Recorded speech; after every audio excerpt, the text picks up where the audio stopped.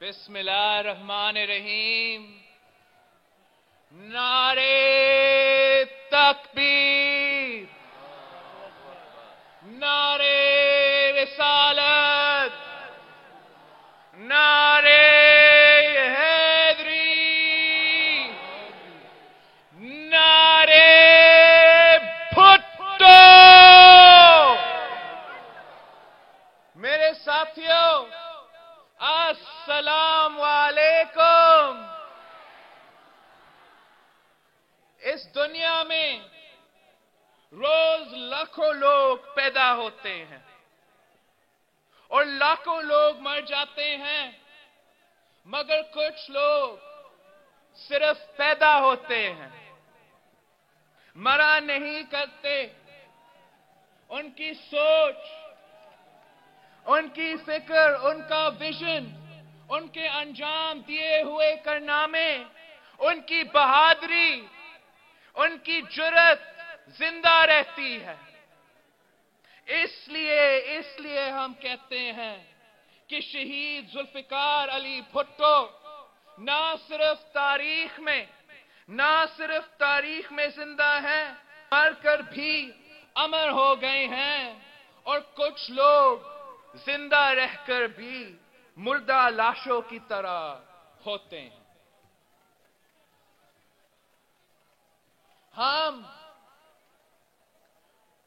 اپنے شہیدوں کے دن اس لیے مناتے ہیں، ان کو خراج عقیدت پیش کرنے، ان سے عہد کرنے کہ ان کی سوچ، فکر اور ان کے ویژن پر عمل کریں گے. لیکن کچھ لوگ ہمیں کہتے ہیں کہ ہم ماضی پرست ہیں. میں آج آپ سے سوال کرتا ہوں، کیا پاکستان پیپلز پارٹی جن مسائل کے حل کے لیے بنی گئی تھی، کیا وہ حل ہو گئے ہیں؟ کیا شہید ذوالفقار علی بھٹو اور شہید محترمہ بینظیر بھٹو نے جن مقصد کے لیے جانوں کے نذرانے پیش کیے تھے، کیا وہ حاصل کر لیے گئے ہیں؟ میرے عظیم ساتھیوں، شہید ذوالفقار علی بھٹو، شہید محترمہ بینظیر بھٹو اور پاکستان پیپلز پارٹی آج کے عہد، آج کی سیاست، آج کی معیشت اور آج کے مسائل اور ان کے حل سے اتنی ہی مطابقت رکھتے ہیں جتنے اس وقت رکھتے تھے. ضیاء الحق نے جب شہید ذوالفقار علی بھٹو کو گرفتار کیا تو ان کی 24 سالہ بیٹی بینظیر بھٹو شہید نے اپنے باپ کو، اپنے ملک کو، جمہوریت، لوگوں کی آس اور امید کو بچانے نکلی. ان کو سکھر جیل میں سخت گرمی میں قید تنہائی میں رکھا گیا.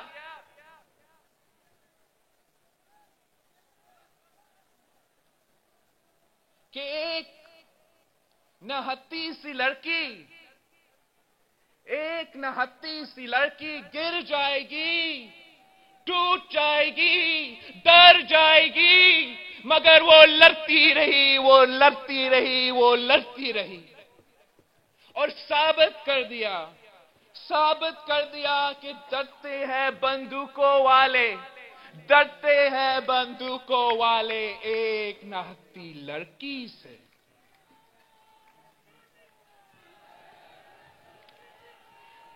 یوں تو انسانی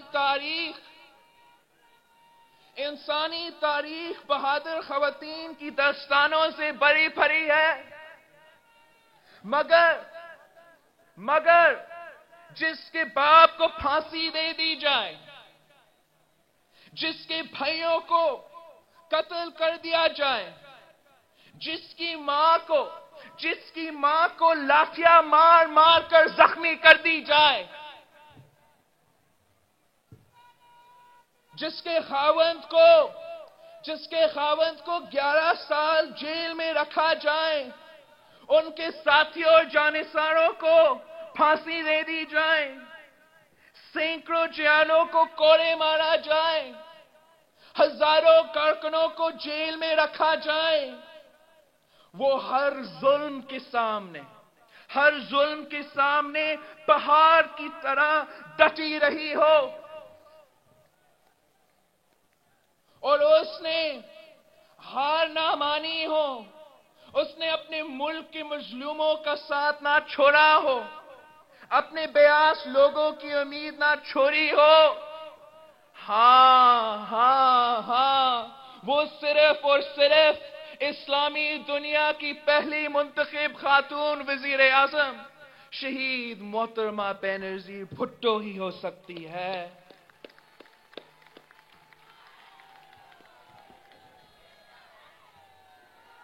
ان کی 35 سالہ سیاسی زندگی میں صرف 5 سال اقتدار تھا اور 30 سال لڑائی تھی، جد و جہد تھی۔ شہید محترمہ بینظیر بھٹو نے ہار نہیں مانی۔ وہ کبھی ضیاء الحق کے خلاف لڑی، کبھی ان کی باقیات کے خلاف لڑی، اور کبھی ان کی ذہنیت کے خلاف لڑی۔ یاد ہے کہ جیل میں بی بی شہید کی 25واں سالگرہ پر شہید بھٹو صاحب نے اپنی پیاری بیٹی سے کیا کہا تھا؟ شہید بی بی بینظیر، اپنا ہاتھ آگے کرو، میں آج آپ کو ایک بہترین تحفہ دینا چاہتا ہوں۔ بی بی نے ہاتھ آگے کیا تو کہا کہ آج میں آپ کے ہاتھ میں اس ملک کے غریبوں کا ہاتھ تحفے میں دیتا ہوں۔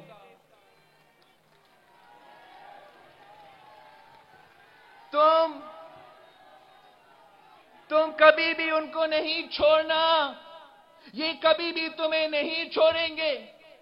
پھر دنیا نے دیکھا کہ وہ زندہ رہی تو عوام کے لیے، وہ شہید ہوئی تو عوام کے لیے۔ 18 اکتوبر کے حملے کے بعد کسی کو کوئی شک رہ گیا تھا کہ یہ شہید محترمہ بینظیر بھٹو کو نہیں مارنا چاہتے تھے؟ مگر وہ بہادر باپ کی بہادر بیٹی تھی اور ڈری نہیں۔ 72 دن موت ان کے آگے آگے بھاگ رہی تھی اور وہ موت کے پیچھے پیچھے بھاگ رہی تھی۔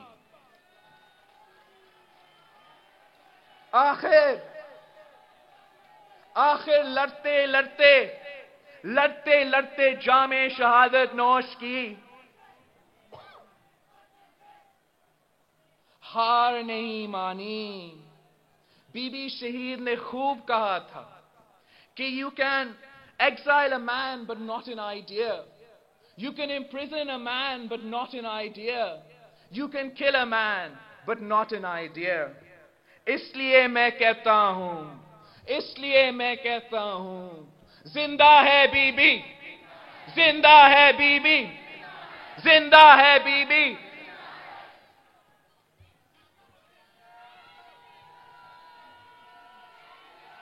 میں آپ سب سے پوچھتا ہوں کیا بی بی شہید نے جس سوچ کے خلاف جنگ لڑی تھی اس سے مکمل چھٹکارا مل گیا ہے؟ آج بھی اسی کی ضیاء وراثت یعنی تخت جاتی عمرہ کی بادشاہت ہے۔ کیا بی بی نے جس دہشت گردی اور اس کی ذہنیت کے خلاف جنگ لڑی تھی اس پر مکمل قابو پا لیا گیا ہے؟ نہیں، بالکل نہیں۔ آج بھی ان کو پناہ مل رہی ہے۔ آج بھی ہمارے بچے، بچیاں، عورتیں، مرد سیکیورٹی فورسز کے جوان ان کے ہاتھوں شہید ہو رہے ہیں، تو پھر میں کہتا ہوں کہ بی بی شہید کے ویژن کی جتنی ضرورت کل تھی اس سے بڑھ کر آج ہے۔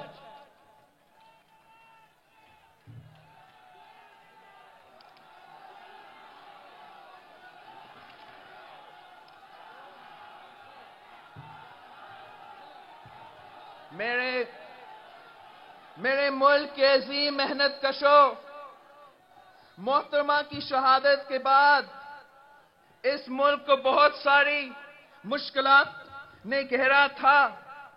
ایک طرف ملک ٹوٹنے کے قریب تھا اور دوسری جانب پارٹی برباد ہونے لگی۔ صدر زرداری نے ایک ہی نعرہ کے ساتھ دونوں کو بچایا، کھپے کھپے کھپے کھپے کھپے کھپے۔ میرے عظیم پاکستانیوں، اب پارٹی کا پرچم آپ نے مجھے بھی دیا ہے۔ مجھے پتا ہے کہ یہ آسان نہیں ہے، یہ پھولوں کی سیج نہیں ہے۔ مجھے میری اور پارٹی کی مشکلات کا بھی علم ہے، اور مجھے آج کے حالات کی بھی ادراک ہے۔ مجھے پاکستان کے گہرے مسائل کا بھی احساس ہے، اور مجھے عالمی سیاسی صورتحال کا بھی پتہ ہے۔ مجھے ریجن میں ہونے والی تبدیلیوں کا بھی اندازہ ہے۔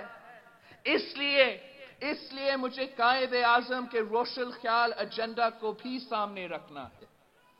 مجھے قائد عوام کے ترقی پسند پاکستان کو بھی دیکھنا ہے، اور مجھے دختر مشرق کے پرامن اور جمہوری پاکستان کے فلسفے کو بھی مد نظر رکھنا ہے۔ میں پاکستان پیپلز پارٹی کو نیا انداز سے جدید طریقے کے مطابق منظم کرنا چاہتا ہوں۔ ہم نے مل کر نئے دور کے لیے ایک نیا پاکستان پیپلز پارٹی پیش کرنی ہے۔ میرے ساتھیوں، نون لیگ کی حکومت ہر محاذ پر ناکام ہو گئی ہے۔ ان کے اقدامات کی وجہ سے پاکستان کے مفادات خطرے میں ہیں۔ اس لیے ہم خاموش نہیں رہ سکتے۔ میں نے ان کو اپنے 4 مطالبات دیے تھے اور وقت بھی دیا تھا، مگر ان کو میری بات سمجھ نہیں آئی، کیونکہ ہمیشہ ان کو باتیں دیر سے سمجھ آتی ہے، اور تب وقت گزر چکا ہوتا ہے۔ میرے 4 مطالبات کیا ہیں؟ 1. جمہوری احتساب کاؤنٹر ٹیررزم پالیسیز کے لیے۔ 2. جمہوری احتساب پاناما اسکینڈل کے لیے۔ 3. جمہوری انصاف ہمارا معیشت کے لیے۔ اور 4. جمہوری احتساب ہماری خارجہ پالیسی کے لیے۔ دہشت گردی کے جمہوری احتساب کے لیے پارلیمنٹ کی کمیٹی بنایا جائے، جس کے وزیر اعظم نے وعدہ بھی کیا تھا، جس کے ذریعے وزیر داخلہ اور پورا نظام کو اکاؤنٹیبل بنایا جائے۔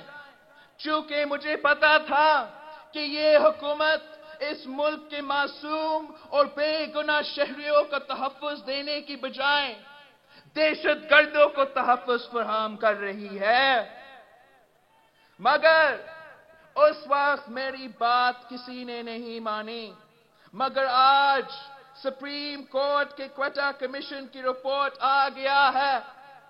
وہی باتیں ثابت ہو گئی ہیں جو میں کہتا تھا۔ وزیر داخلہ مستعفی ہونے کے بجائے سپریم کورٹ سمیت سب کو دھمکیاں دے رہے ہیں۔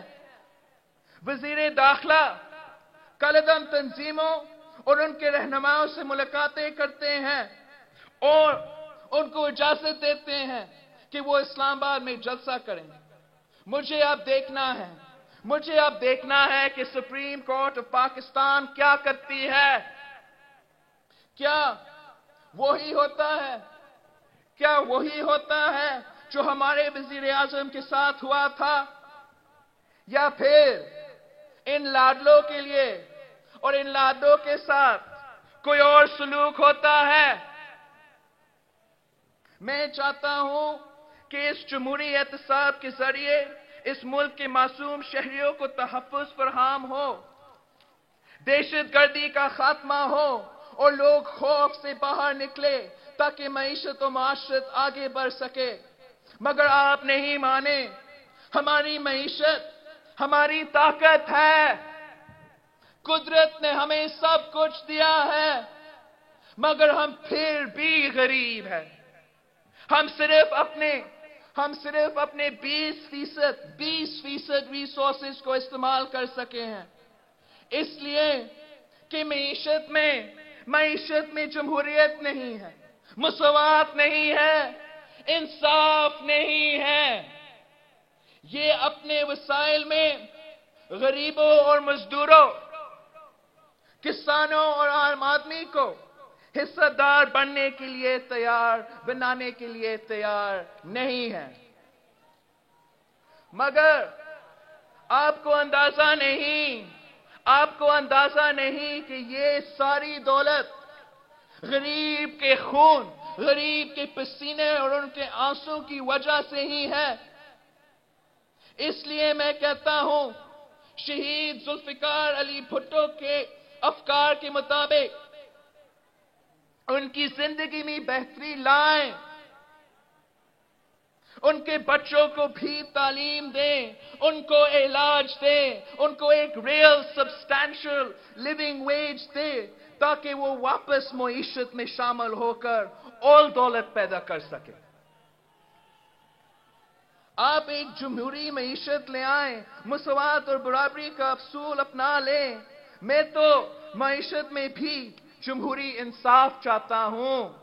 اس لیے نواز شریف سے مطالبہ کیا تھا کہ آپ سی پیک کے متنازع نہ بنائیں.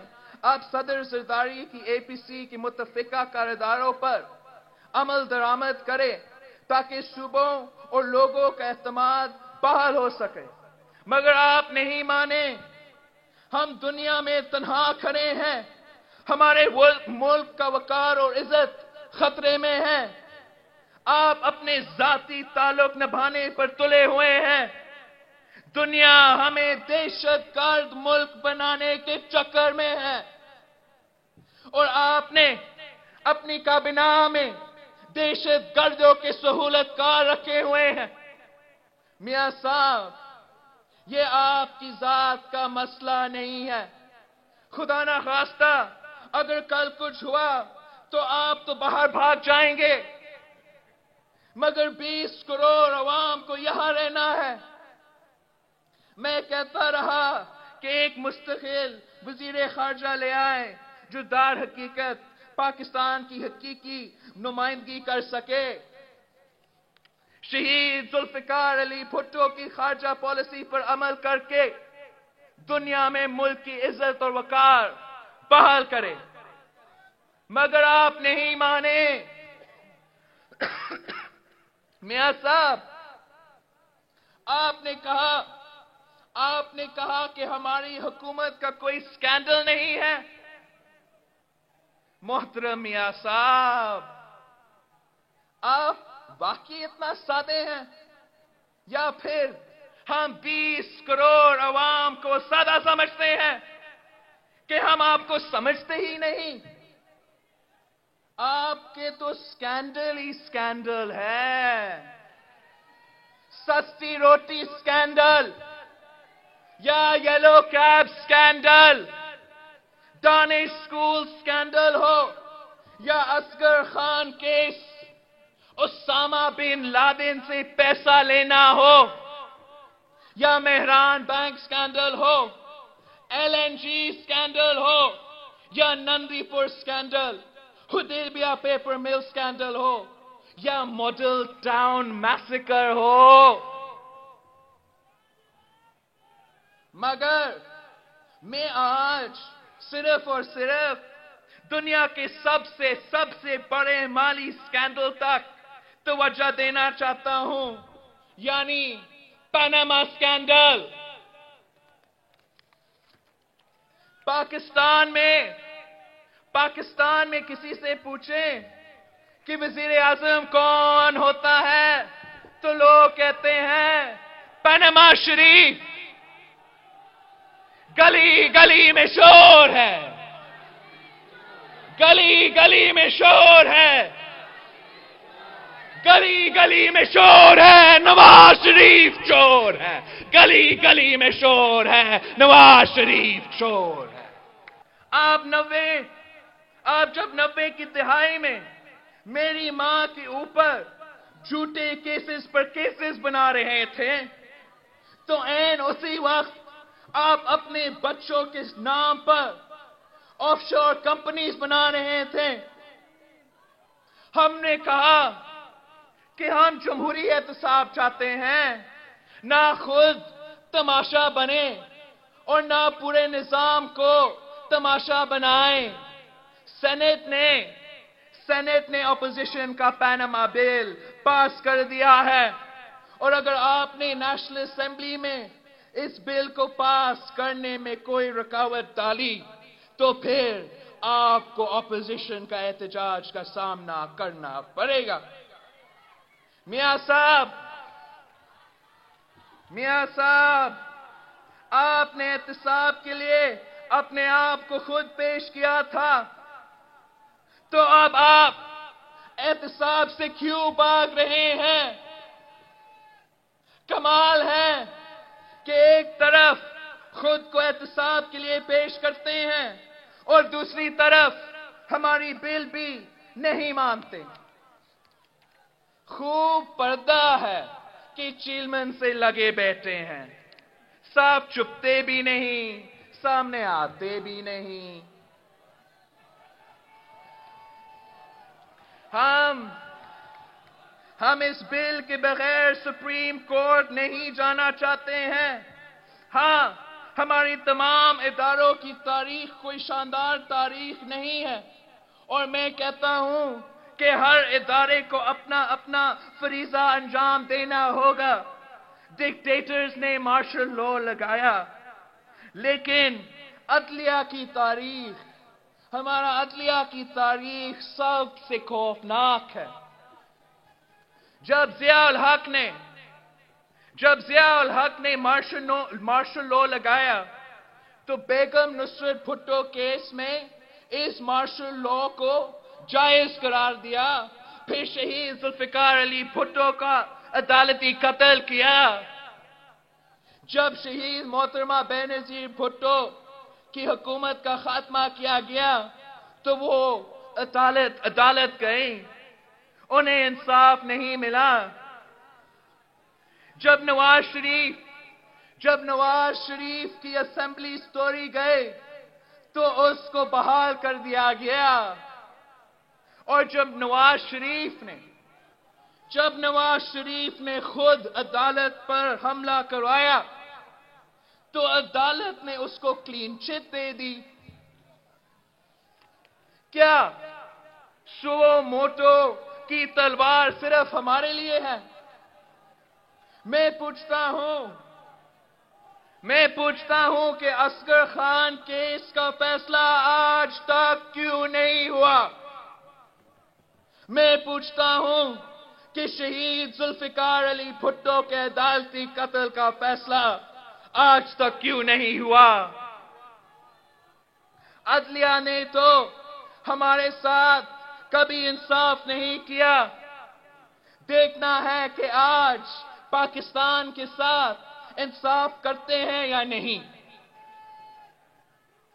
اس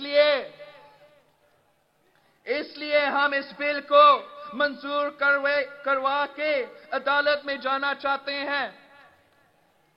میاں صاحب، میں نے کہا تھا کہ اپوزیشن کا متفقہ بل مان لے، مگر آپ نہیں مانے۔ ہم جمہوری احتساب چاہتے ہیں، مگر میاں صاحب نہیں مان رہے ہیں، بلکہ الٹا آپ نے فرمایا کہ پاکستان پیپلز پارٹی 90 کی دہائی کی سیاست کرنا چاہتی ہے. نہیں میاں صاحب نہیں. میں اس بے نظیر ماں کا بیٹا ہوں جس پر آپ نے کیا ظلم نہیں کیا. مگر جب آپ جیل میں گئے تو میری ماں نے ARD بنا کر آپ کو اس اتحاد کا حصہ بنایا. جب ایک پارٹی لیڈر نے آپ کی بیٹی کے خلاف غلط زبان استعمال کی تو شہید محترمہ بینرجی بھٹو نے اسے پارٹی سے نکال دیا اور آپ نے اس بد زبان کو اپنی وزیر بنا دیا. میں اس باپ کا بیٹا ہوں جس کو آپ کا بھائی وزیر اعلیٰ کہتا تھا کہ میں صدر زرداری کو لاہور اور کراچی کی سڑکوں پر گھسیٹوں گا. جب اس نظام پر مشکل پڑی تو وہ اس نظام کو بچانے آپ کے گھر پہنچے. میرے ماں باپ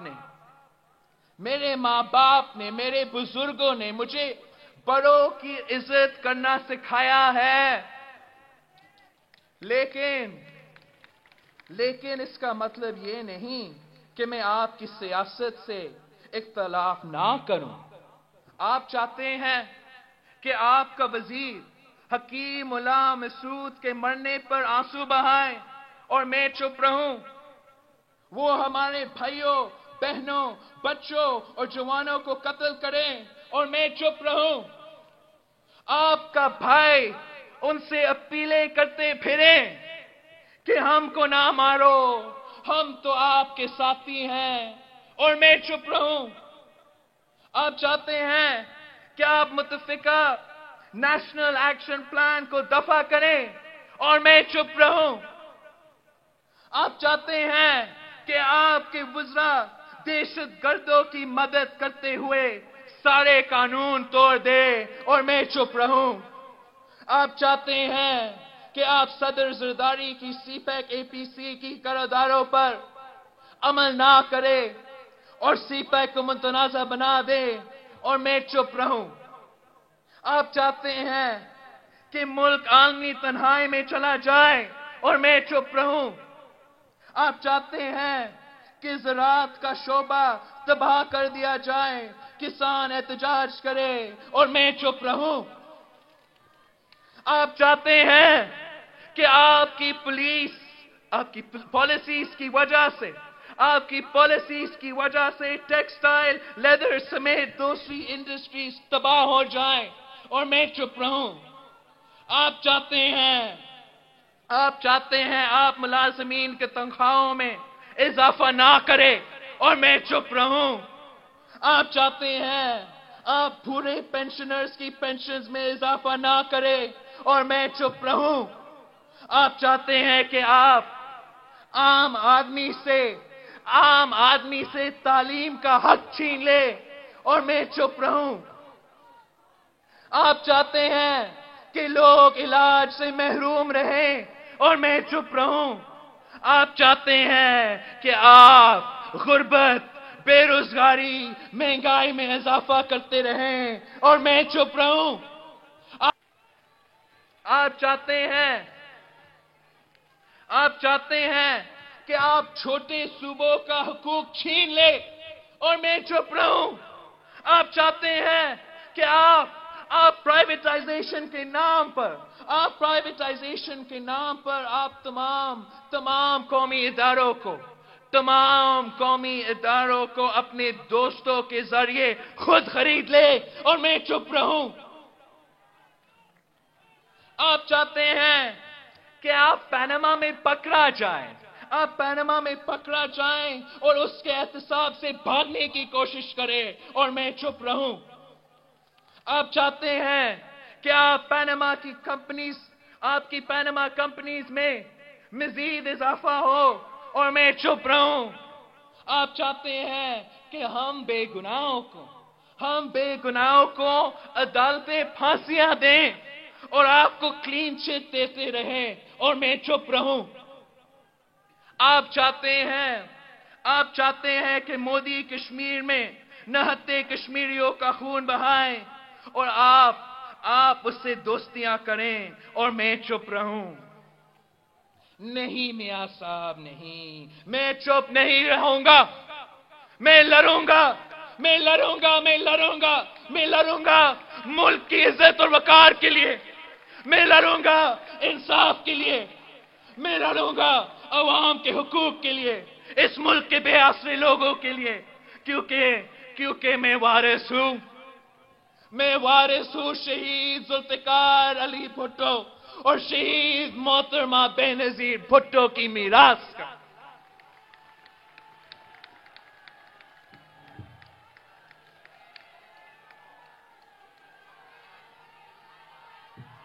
میں ان کا اندرونہ مشن پورا کرنے آیا ہوں۔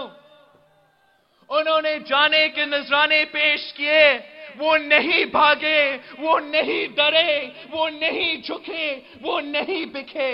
انہوں نے اس ملک کے عوام کی جنگ لڑی مگر پیچھے نہیں ہٹی۔ انہوں نے مزدوروں، کسانوں، نوجوانوں، غیر مسلم اور مسلم پاکستانیوں، مظلوم قوتوں اور کمزور طبقاتوں کی جنگ لڑی، ڈکٹیٹرز اور ان کے جانشینوں سے جنگ لڑی۔ وہ چپ نہیں رہی۔ تو میں کیسے چپ رہوں؟ اگر آپ میرے ساتھ دیتے ہیں تو میں بھی عہد کرتا ہوں کہ میں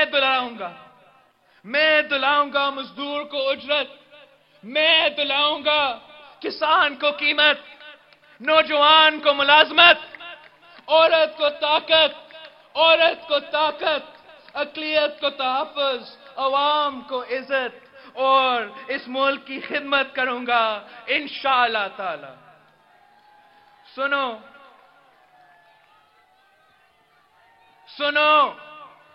اس ملک کے بہادر بلوچ ہماری ماں کو قتل کر دیا ہے۔ میں ان کا انتقام لینے نکلا ہوں۔ کیا آپ میرے ساتھ دیں گے یا نہیں؟ غیرت مند پشتونوں، آپ کی بہن قتل ہوئی ہے، میں ان کا انتقام لینے نکلا ہوں۔ کیا آپ میرے ساتھ دو گے؟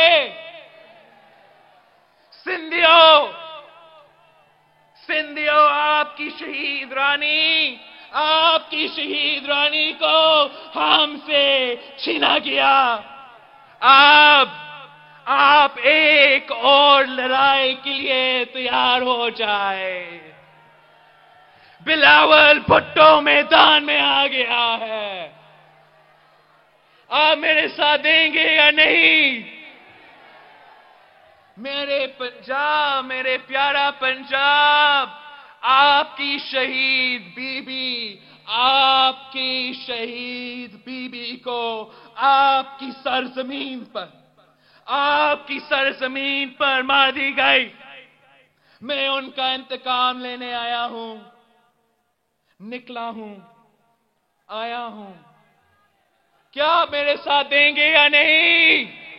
یا اللہ یا رسول، یا اللہ یا رسول، یا اللہ یا رسول، یا اللہ یا رسول۔ ایک اور بات جو آپ انتظار کر رہے تھے، ہم نے سی میں مشورہ کرنا ہے اور ڈیبیٹ کرنا ہے، لیکن پرنسپلی فیصلہ تو ہوا ہے کہ ہم نے سیاسی لانگ مارچ کی تیاری شروع کرنی ہے۔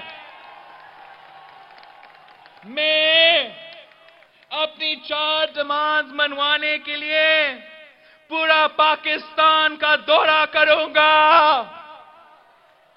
تو تیار ہو جاؤ، تیار ہو جاؤ، میں آ رہا ہوں۔ ہر صوبے میں، شہر شہر، گاؤں گاؤں، بستی بستی، غاصبوں کا قبضہ ختم کرنے کے لیے، غاصبوں کا قبضہ ختم کرنے کے لیے تخت جاتی عمرہ، تخت جاتی عمرہ کی بادشاہ ختم کرنے کے لیے نعرے بھٹو! آپ سب کا بہت بہت شکریہ۔